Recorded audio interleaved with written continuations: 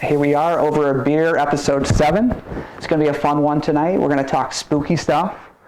We're going to go through some of our favorite horror movies, some recommendations, maybe a few films you haven't seen. We do get a few special guests tonight. First, all the way to the left, he's actually the film critic of Farmington High School through the 70s, 80s, 90s, and 1000s. That's Sean Brunel. And then to my direct left, we have actually a school teacher. His name's Mr. Carr. So if your students are watching this, his real name's Pat, but you shouldn't know that. But you do a little film stuff in your classes, huh? I dabble. He's famous film teacher for Spalding High. That's right. So let's get into it then. I'll let you guys open. So if we want to work left to right, just to kind of, and then obviously we can kind of pitch in from there with thoughts. Yeah. But we'll do seasonal favorites first. We're going to do our top 3. We'll go from there. So, Sean, if you want to open. Are we doing each go through our 3, or are we going to do it round robin? One at a time, round robin. Okay. So, yep, round robin. We'll go from there. All right. So for my first pick, it's kind of, I don't know, it's highly influential for body and cosmic horror, but it's not really a straightforward horror movie. Quite a few notable celebrities listed amongst their top 10 movies, including Leonardo DiCaprio, Scarlett Johansson, Samuel L. Jackson, Kanye West randomly. He's got great movie taste. It's an anime called Akira. Shakira? Fucking hipster. Just kidding. I like Shakira. I knew Pat was gonna hate this. It's a really strange movie. It kind of moves at breakneck pacing, and it's really unforgiving with if you miss something, it's gonna really confuse you. But it's also phenomenal. One way I would describe it is if Stranger Things is Akira if it was directed by Steven Spielberg. That's a good call. Yeah. That horrible movie Chronicle where the kids get superpowers. It's also kind of like that, but completely missing the overall point of the movie, which it has it's kind of like a cautionary tale about weaponizing science, and the body horror in it is just phenomenal. I mean, the animation is really to this day unparalleled. It was made in the early 80s. For example, Disney uses 12 frames per second. So every second there's 12 different drawings. This movie uses 24. Oh, so wow. There's landscape shots in it where if you're into animation, it probably took months to draw just a city skyline in it and stuff. And the ending will really leave you shook. It's kind of confusing. It takes 3 or 4 viewings to process and digest. Yeah, but I mean it is well worth the watch. I think it's one of very few anime that if you're not a fan of the genre, you could watch it and be that was a good movie. I think if either you watched it, you wouldn't walk away being I need more anime, but you would be I love the adult version. You know. Yeah. It's a phenomenal movie, so that's my first pick. I like it. I wonder what kind of person you got to be to draw adult anime for Disney characters. Or to enjoy it. Or enjoyment. Yeah, I don't know. But honestly, anime is a genre I wish I've given more attention to. It's just so hit or miss. It's hard. It's hard to get into.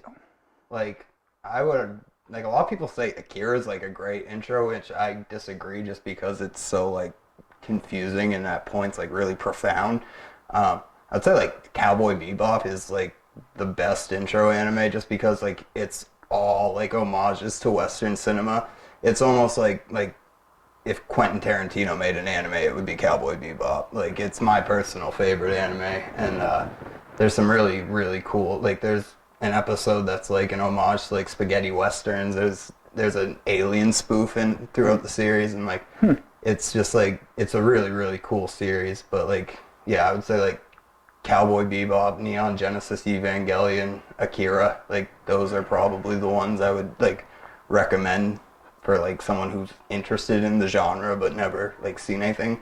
I think you two with a little bit, kind of passionate about films, you guys would probably get something out of Akira, but it's your average person who just likes entertaining things on screen, probably not what you should start with. But like I said, like the body horror aspects, and I mean, there's like scenes in it that you've seen a million times and don't even realize it's initially from Akira. It's really just an incredible movie. But all right, yeah. That's Okay. pretty much what I had to say about that one. That's cool. No, I'm curious. All right, so my first pick would be The Devil's Candy. I've been ranting about this movie for a few years now.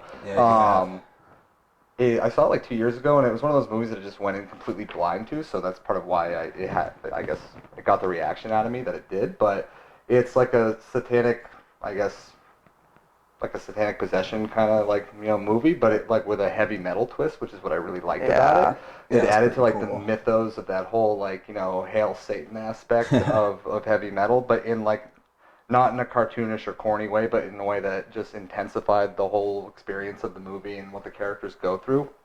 So like it starts out in this guy's just plagued by these like I don't want to call them voices. It's more like just like these noises, like or someone speaking in tongues. These were like low sort of like growls, and it opens up to him playing on a flying V, just like wailing on his guitar, and his mom just like, "What are you doing?" He's like, "If I play loud, I can't hear him." So it kind of like adds to that, like like I was saying, the whole creepy. the heavy metal aspect of it. And then like the main character is this dad with his wife and their daughter, and they move into this house, Farmhouse, right? Yeah. And he's like a metalhead, so between that coupled with this other guy and his just I guess his tendency to play the guitar to try to block out whatever noise is going on in his head, there's this heavy metal aspect to it, like I said, and like even like within the soundtrack, like there's like Slayer and Metallica, but like the songs that they chose to include like and have during certain scenes just really, I don't know, it added to the intensity of the already really grim and gritty movie, without being cartoonish or weird. It goes a little off the rails towards the end, but in a way that is awesome and kind of connects back to everything that I was saying. But that is one of my seasonal favorites. Sometimes a soundtrack can really like make a movie, 100%. Yeah, it gives the movie its tone, its beat. Admittedly, I saw that movie, and I feel like it's kind of like it's a great movie. It's a tough watch, kind of compared to Zombie Salem feel. It really had a tone that you had to be very invested. And I feel like it's not like a casual viewer type flick. because it's intense. Yeah, it's dark and it's rewarding if you can get through it. I agree. Yeah, And that's on Netflix, or at least was on Netflix. It was on Netflix. They took it down recently, which kind of irritates me. Yeah, I hate when they do that. Yeah. No, so it was fun. I'm going to go a little bit more mainstream just because I think we all got some cool insight here. But Scream, my first series that I watch every fall. Obviously, the original for me, obviously, has a lot of meaning. One of my favorite horror movies of all time. Craven just really bringing back kind of some of the earlier stuff that made him who he was, and he revitalized himself in a spoofy way. Yeah, I think he really brought... Oh, sorry. No, go ahead. I just think like Craven, more than really any other horror director, is good at just like taking the piss out of himself and like making it enjoyable, Yep.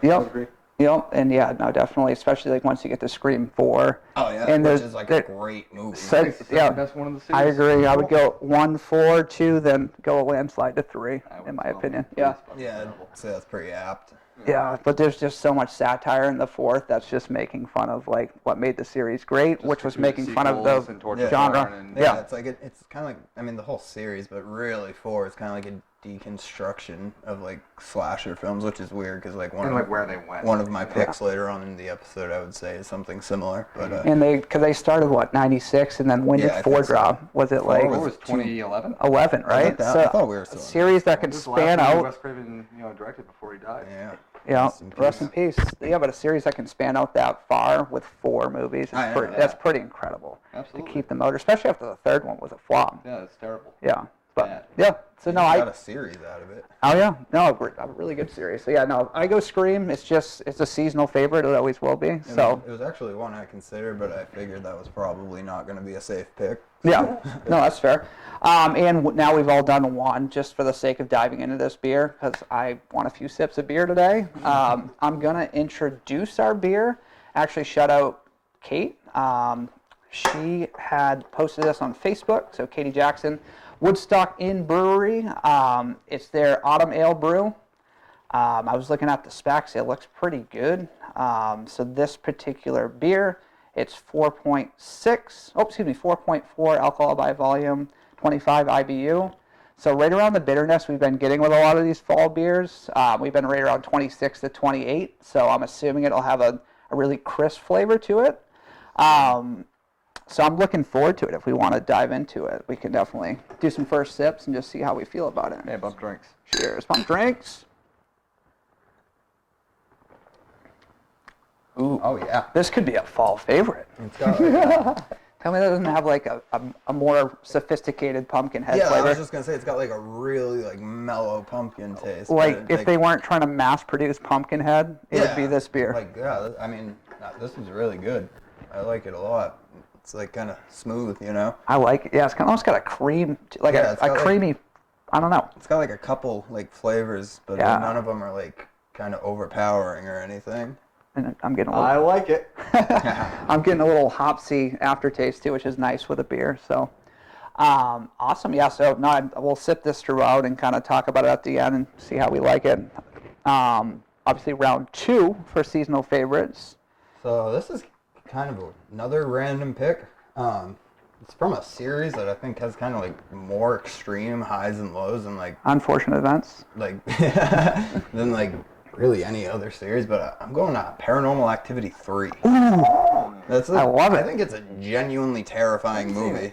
I like. So good. I highly recommend. I like think the first two. Like I don't really like the second one. The first one I love. 312, 132 has always Yeah. been some common like reviews I've seen. I almost think I'd put 3 ahead of 1. Like like it certainly in like scare factor. I mean, like Damn. it's a pretty scary movie. Like and it's cool because it like really builds on the mythos of the series that it didn't really have before the third one. You know. Yes. And I mean, like I said, like it's a like Paranormal Activity is just a weird series because like they're either really good or like really bad. Yeah, you know? and they definitely went way too far. Aren't they rebooting or a sequel coming out God, soon? I Have you heard that? I have not. like Pretty confident it's Is all like next year. recent cinema is really just kind of proving that like No cinema's creativity. dying. Yeah, like it's all just like superhero movies and reboots and like live actions of cartoons. Like, you know.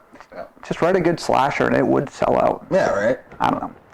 No, that's an awesome pick. I'm a huge paranormal guy. I actually considered it too, but Yeah. I thought it might be potentially in. I didn't know who would put it in, but I remember seeing the first one. Oh, I yeah, think we we all always saw it did. together. We did a back-to-back with Saw 3D, I think. Burying Yeah. my face I into was your squealing mother's in the shoulder. theater. I literally buried my face into your mother's shoulder because I was so scared. I went back to college and my roommate Nate and Wesley were out of town, so I had my own room for a full week. I slept with the lights on every night because I was freaked the hell out. We stayed up in your room until about like 5 in the morning on a school night because we were Yes. all so frightened. Oh, that's a good pick. I love it.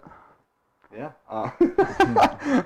All right, I'm gonna go kind of a sleeper, kind of a '90s classic, Idle Hands. Oh yeah. With I didn't even think I was of that one. I was It's a gonna seasonal favorite. I was gonna call you out seeing if that was gonna be your cult pick, but I was like I won't say anything. That actually is like the That's a good perfect pick. pick. fucking very good. awesome, dude. You got Seth Green, and Devin Sawa, and Jessica Alba, and Yep. The Offspring has a cameo. Yeah, in it, yeah. and Tom Andrew Chazelle. DeLonge. Yeah, Dude, Tom that- DeLonge has a cameo in that movie. Quitting time already? That movie is phenomenal. It's a It's so great movie. funny, and it Yeah. has this genuinely creepy like moments throughout, despite how campy the premise Yeah. was. Yeah, His I hand mean, becomes like- possessed by the devil, and he chops it off, and it. As you'll see walks throughout around. my picks, I love campiness, man. Oh yeah, If like, it's doesn't make it a done bad right, thing, it's but- great. I mean, Great. between like it, like kind of just like paying homage to like a lot of like classic '50s movies and stuff like that, because like the main character Devin Sawa's character just watches a lot of TV and gets stoned, and like a lot of times he's watching like old horror movies. Yeah. Yep. Like where like a hand would just kind of walk around, and that was deemed creepy. So like. In addition to doing that, just having an awesome '90s cast and an awesome '90s soundtrack, and It is a great making it It- cheesy as hell. yeah, like- but like in a way that just works. Not too over the top, but just enough where it's like this is fucking hilarious. Yeah, right. and ridiculous, but still kind of spooky. Yeah. Weird little thing. We were probably like 7 or 8 when that came out, but I remember the preview for that movie like scared the piss out of me. I would change the channel when Yeah, it like, if came you were to on. like chop that up and present it one with like you can make it look creepy. Well, like, It's the specifically- I'm under the bed thing. Yeah. On the paint on the ceiling, like Oh, that whole scene, like- Fred Wilbur. What the fuck is I don't know. Anyways, but specifically, they showed the part where like Seth Green has like the electric knife, and he's like waving it around, and that really scared me as a kid when it came on like commercials. A bottle out of his head. Yeah, yeah, like the effects. Oh yeah, that's really, a good. like, That's a great good. scene. Like yeah, that's a great pick. That's a really good pick. Yeah, I honestly I was suspicious with you there, and it was you, Mike, because we used to watch it all the it time. was definitely like a movie I only watched with you, but I love. But yeah, no, that's a good pick. Really good pick. Power. Mine, if we didn't put this on my list, I would be I would say, unfair to my favorites. Saw. More specifically, Saw 2, followed by Saw 1. Pat was always more of a Saw 1 guy, which is fine. I do love Saw 2, though. Saw 2 was great. It's the best sequel. The most slept on movie of all time, and you guys will probably disagree, Saw 4 is phenomenal. I had for years. I love Saw 4. It's a series Twisty. that I don't think's aged well. Like I more like it for nostalgia purposes. For its time and place, dude. Also, like, I think it was one of those wisecrack videos, but they were talking about how like Jigsaw's philosophy is essentially like Jean-Paul Sartre's philosophy, like hell is other people, like. And like, that's deep. I can't even think of what book. And maybe the Red Door, one of the. It's like some Sartre work, but yeah, like even in the video, they were like, we didn't take this seriously until we really started looking into it, and they might be right. No, there's a lot more going on there than just blood and guts and spitting ass. The first time you watch it, that twist at the end is like you do not see it coming. Dude, 1 through 4 in 8th grade, amazing. Your dad was just like, Saw. It was just like, it looks cool. We're at the Lilac Mall. The first fact movie that we I went in 8th grade is phenomenal. Was, I think Saw 3. 3, yeah, would have been timing would have made sense. But yeah, no, that'll always be a seasonal favorite. I could literally, I mean, obviously harder with a baby now, but like previous years, I've always revisited up until like Saw 5 and then phased out. Do you want to point out one plot hole in it that I noticed like the last time I watched it? Like, why doesn't he just use said Saw to grab the phone? You know, like Sean, that would end the series. It wouldn't have given us a movie. That would have ended the series right then. I always just like see plot holes and it pissed me off. Yeah, no, the reason being that didn't happen is because they had ideas. They've been in there a while. Yeah, brain wasn't working right. He was tired, dude. Yeah, that's true. Come on. All right, cool. My last pick for seasonal favorites is, from a cinematography standpoint, maybe the most brilliant film I've ever seen, The Witch. Nice. That's a really good pick. I remember like I watched it with you and your brother for the first time, and I just remember like at the very beginning, right after they get kicked out of the town, there's this one shot where they're sitting around a campfire and they're like engulfed in complete blackness, and I was just like, that's an amazing shot. They only use natural light in the movie, so like when it's dark, it's like the only light you see is what the fire provides. Like there's no spotlight or anything else aiding. Like not just horror, like movies in general. It is honestly one of the most well done movies I've ever seen. And it came out of nowhere. Dude. Yeah, Robert Eggers, dude. And Lighthouse looks incredible too. I was thinking like maybe we should the three of us should go see that. Maybe do a review of that. I feel like there'll be enough to dissect there for a full review. Alone is just terrifying. Such a salty dog in that. Yeah, that movie literally spooked me. I watched it after a night of drinking by myself down here because Chell was ticked off, so I went upstairs. And I was freaked out. Well, it's just so spooky. The whole thing is just this jarring unease. Yeah. It's just like washes over you and it lingers. Mm-hmm. Yeah, it's almost like anticlimactic in that way, but like in a good way. I guess it feels natural. It doesn't need to be it's this just this like crescendo of it's just this continuous build-up that doesn't really pay off, but like it's done on purpose almost. You know what I mean? That about adds up as far as like, well, if this were to happen. Yeah, it's a very realistic take. Yeah, a reasonable one, like without like, it doesn't lose grasp of everything good that it's doing. Yeah. And with a lot of people, like it shows restraint, and which is something that a lot of horror movies don't do. They have a great idea, great premise, but they fail to exhibit any sort of restraint. And it almost like realizes that in itself that like if you try to do too much, you're just gonna let everything down. That's more with horror. Yeah. Mm-hmm. Oh, I'm a huge fan of minimalist horror. Well, to the point of, obviously, I know a big reason why you don't like Zombies Halloween, but like just the pure essence of the original Halloween was just in the beauty of the simplicity. That there's just get no real resolution. Right. And I think that is the best way to carry out a horror movie. Ignorance is a lot scarier than explanation. Like no explanation you could give about Michael Myers is going to make it scarier. He's just here to kill everyone, you know? And I mean, and also I like how in that movie, not to get too into Halloween, but how they filmed the antagonist rather than like, you know what I mean? It's like so from like you Michael's don't know where perspective. Michael is, and it makes it so much And, spookier. like, the POV shots of Michael Yeah. Myers and stuff, you know. Yep. Oh, I was gonna say something else. But, Not to get off the witch topic, but it just made me. That's all I could think of. The only other thing I was gonna say about the witch, which kind of like tied into how you were saying it freaked you out, was like I watched it at like Pat's parents' house, which is obviously like in the Very middle of remote. nowhere. Oh, yeah, that's And not a so good then, place to like, watch just it. Driving Or is it? home, I was so scared because you're just like surrounded by blackness and woods, and I'm just like, I'm gonna see something in the road. I'm gonna see something in the road. And also, I just really wanted to go home and tell my son I loved him after. Yeah. That's like one of the like you almost must sleep over type movies. You know Yeah, what I mean? right. Like, golly, It's It lingers. that's impressive. one of the best, Does anyone help? one of the best horror movies that's come out in a long time, I think. 20 years anyway. Yeah. Yeah. Absolutely good pick. My next one, I mentioned it earlier, but I'm gonna go with for a seasonal favorite would be It Follows. Nice. Which I really like.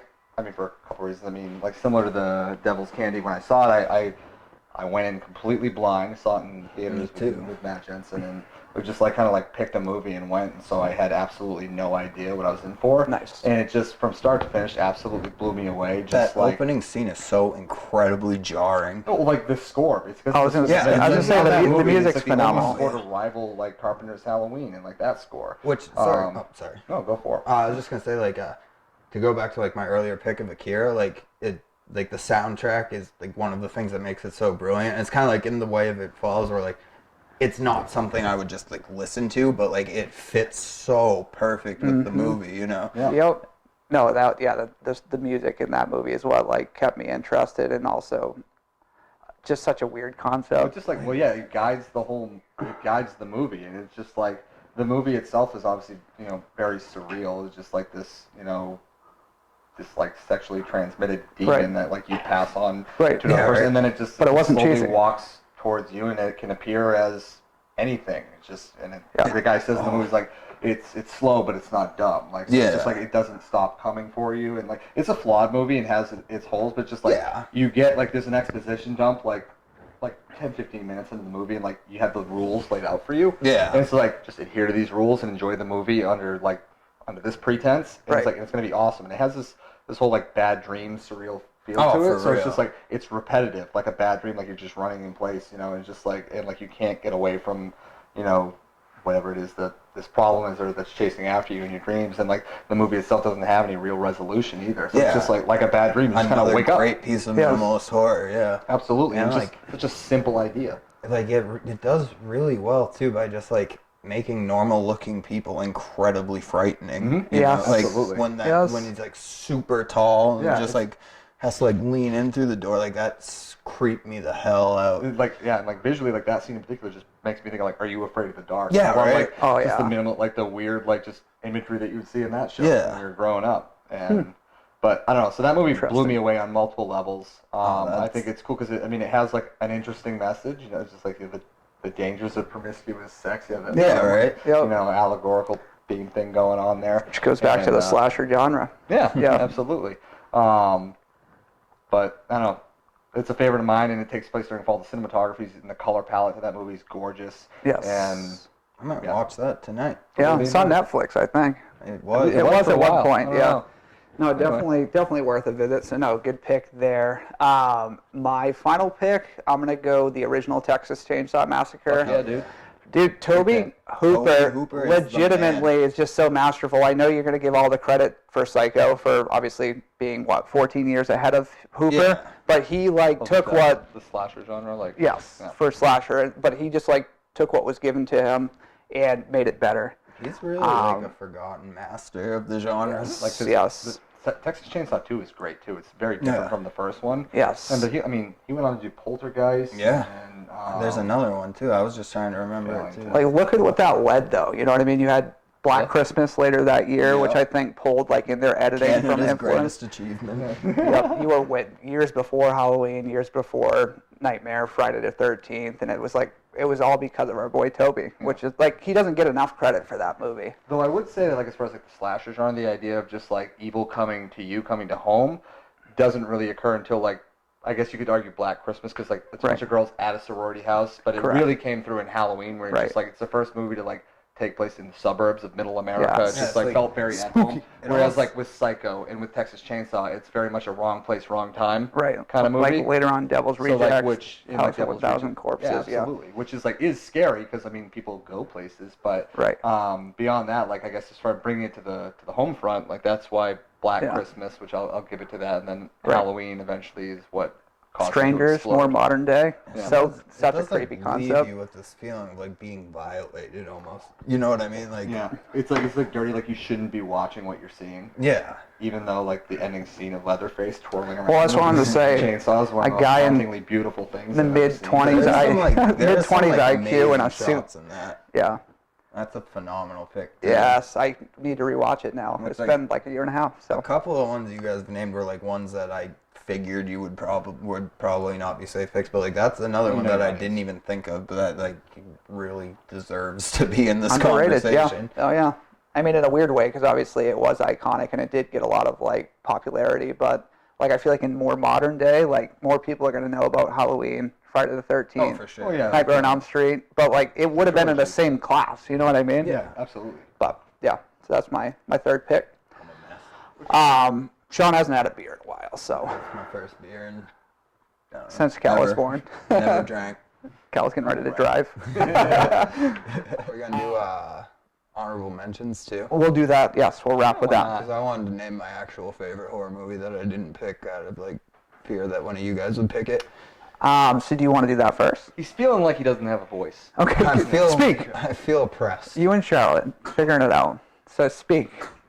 Oh, she's puking. All right, hold on. We're gonna start those Exorcist shit. Sean, what's your favorite movie of all time? The Exorcist. Boom. That's a great segue.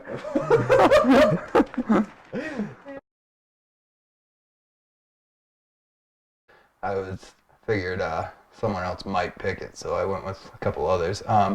But just a really, really well done movie, and a movie Another that one ahead I of its think time. Yes. holds up really well to this day. Definitely. That's one of the better holding up films I think out I of mean, it's all just horror. incredible. Like it's definitely like a real slow burner. Like I feel like if you don't know anything about it and go into it, it's not gonna be what you expect. You know, No. like, but it's just It's all handled very well. Like it's like for people, a lot of times disturbing movies can be like considered trashy. Yeah. Or whatever, and like similar to like Rosemary's Baby, although this definitely is a lot more graphic. yeah. It's this one's able to be like nauseating and disturbing while still maintaining that level of highbrow Yeah. storytelling that we were talking about with I Rosemary's mean, Baby. those quick cuts of like Pazuzu's face are so effective Scary.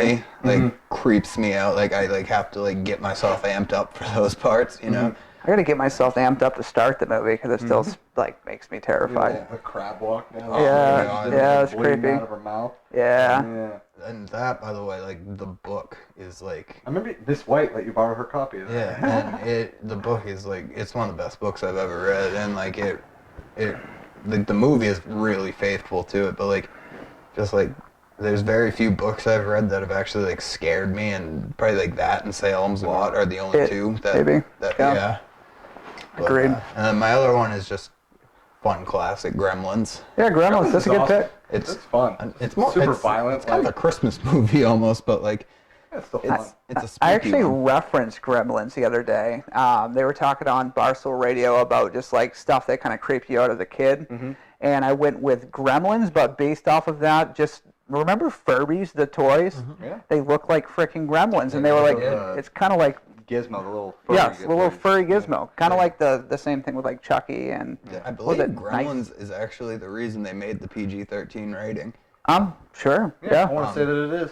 yeah. It was like Oh, yeah, that's a 1994 good -ish. call, It's yeah. Like, I think it's like either Gremlins or like maybe Temple of Doom. Yeah, Like, something. It's like I mean It was they're in all- that time. Like, yeah. Like the movie Airplane has like boobs in it, and it's rated PG. 16 cans and like F bombs and boobs. pervasive drug use and like, Not quite R. yeah.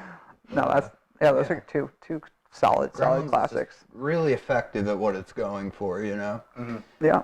Yeah, it's a phenomenal movie, and I feel like it's one that doesn't really get talked about as much in like the masterful horror movies, and it really deserves to, kinda. I think. Yeah. Anyways. In a weird way, Yeah. but in a good way. Yeah. Agreed. Okay. honorable mention for me. I like Planet Terror. It was the first half of I was going to reference the that earlier. Tarantino, Robert Rodriguez Grindhouse movie they did back in like 2007. And I don't know, like it's very campy, it's very violent, and it's definitely it's very self-aware, knows what it is, and it knows what it's trying to do, and it nails what it's trying to do. Yeah, It does it with flair. It's got an awesome cast from Josh Brolin to Bruce Willis, Rose McGowan. Rose McGowan. Yeah, gorgeous. Yeah.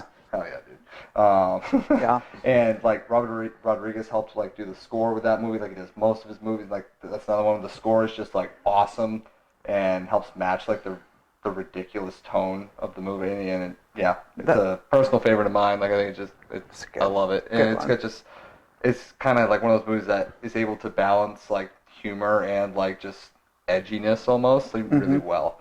And another honorable mention. I mean, this is like a classic. It was one of my contenders. But The Thing, John Carpenter's The Thing, which is another one. I saw that late in life, like a lot later than I'm proud to admit, like in my early 20s.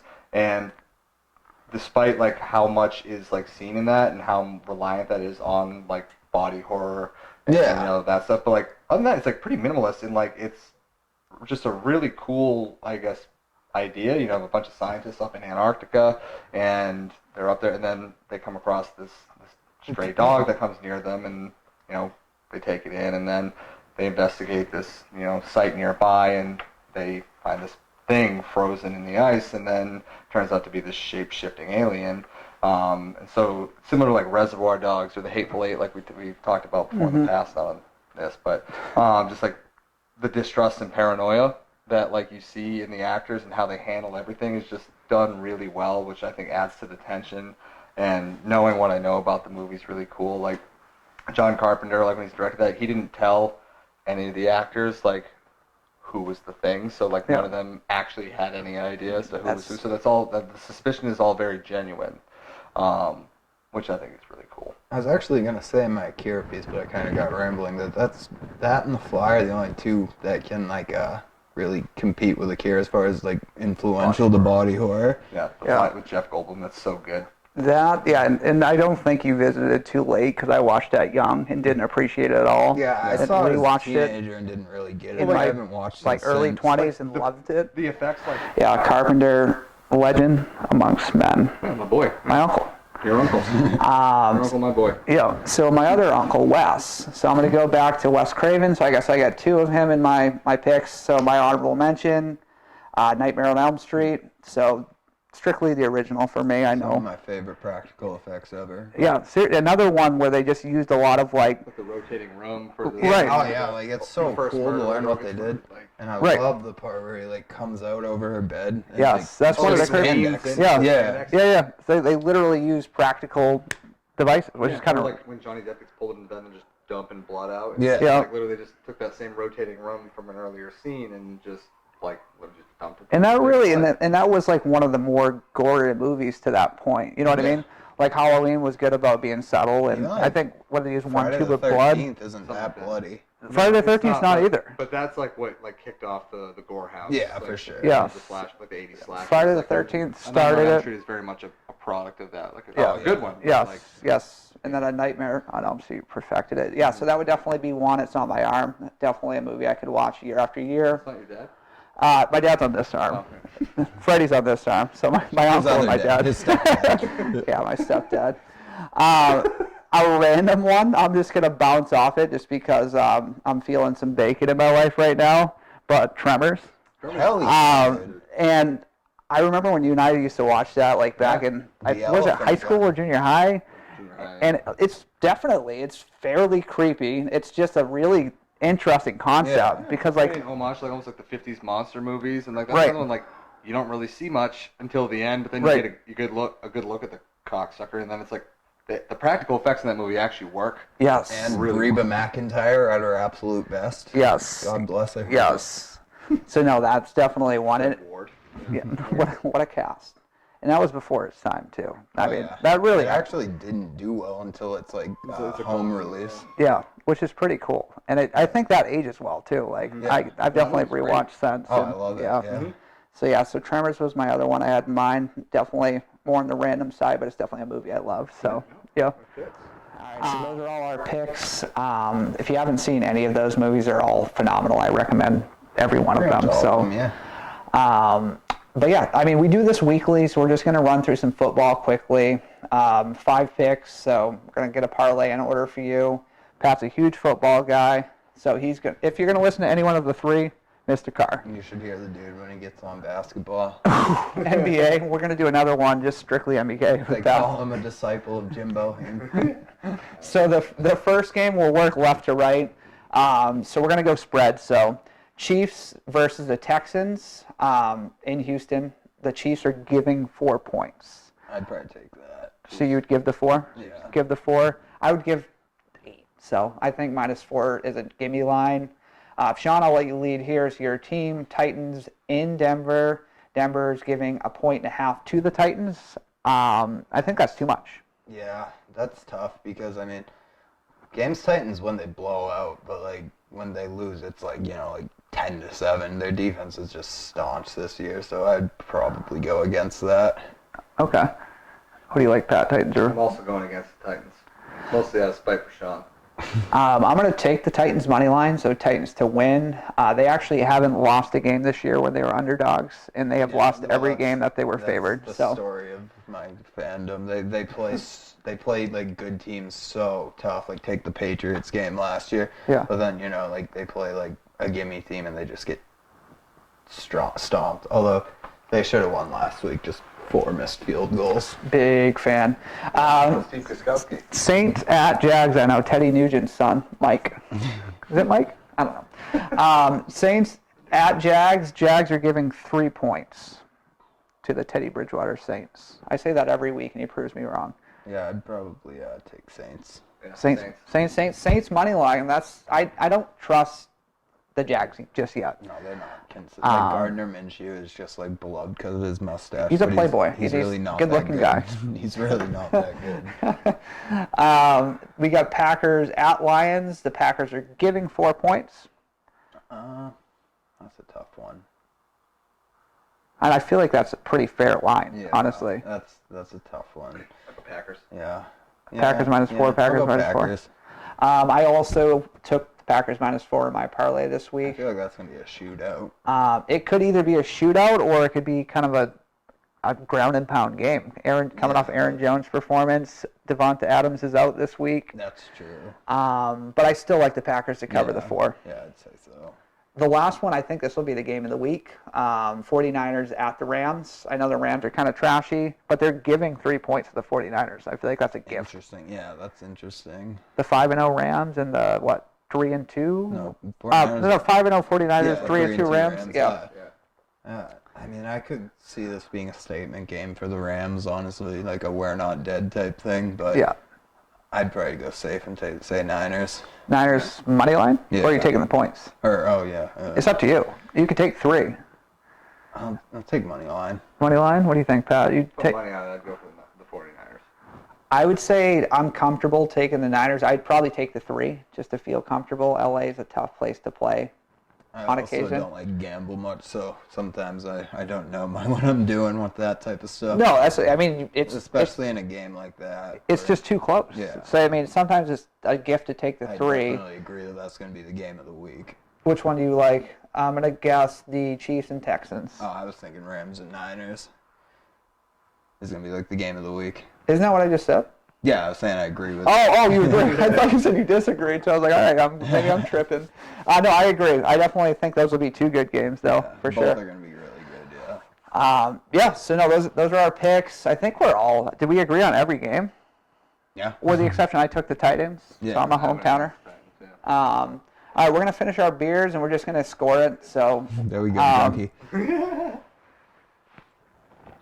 Obviously, a beer kind of ages throughout the drink, so it can kind of grow on you, or It oxidizes. that's the word. The oxygen gets in, Bubbly. It breathes a little bit. breath. It's almost like brings a out the flavor. classic wine. Well, I'm not a big drinker, and I really enjoyed that, so I would recommend Yeah, it'd be it. like a nice dinner beer. Yeah. You know? Yes, I agree. This is Like, tasty. I thought this was good for what we just did. That'd be like a great nice for, like, sipping beer. that- I would Thanksgiving. have 2. Yeah. I would have 2. I wouldn't have 6 of this Yeah, at once. definitely a little It's heavy. heavy enough to Yeah. like you're not gonna hammer it and just Right. so you sip it and it tastes really good. Yeah. So They're with no my strawberries, that's for sure. Oh, those are Darn good. tooth. They get you going. They're they're 8% now. So my beers, what I've rated, so 7.9 was Oktoberfest. Last week, Howling Gourds, I gave a 6.1 out of 10. I think this is better than both, so I'm going to actually put this up in the 8s. So I'm going to give it an 8.2. To this point, this is my favorite fall beer I've had this year. I think this is something Woodstock could pump out year after year, and I would buy a 6-pack. So, Autumn Ale Brew, They'll be sure to keep making them so Tim can get a 6-pack every year. Woodstock in Brewery. Feel free to be, it says. So, check it out. And I know, Sean, just to kind of close, I know you got something going on too right now. Oh yeah, I just wanted to plug my podcast. It's called Hard Left. If you're into politics, kind of light and comical. We don't get too heavy with it. We've been on a little bit of a hiatus because having car trouble, but we're hoping to get back into it in the next few weeks. Actually, as I say, it's not heavy. The next episode's probably going to be pretty heavy because we want to talk about Kurdistan and Turkey and what's going on with that. But I've gotten really pretty positive reviews from people about it. So Check it out. It's on Spotify. It's on SoundCloud. Might be on Stitcher. Not sure about that one, but you can definitely find it. So check that out. Check it out. Huge Republican. So let's go. Bless Trump. Amen. So here's an episode, Over Beer episode 7. Thanks for joining us. Go out and get some spooky movies in. Scare yourselves a bit. Watch them in the dark by yourself. Don't be a baby. Woo! That was fun.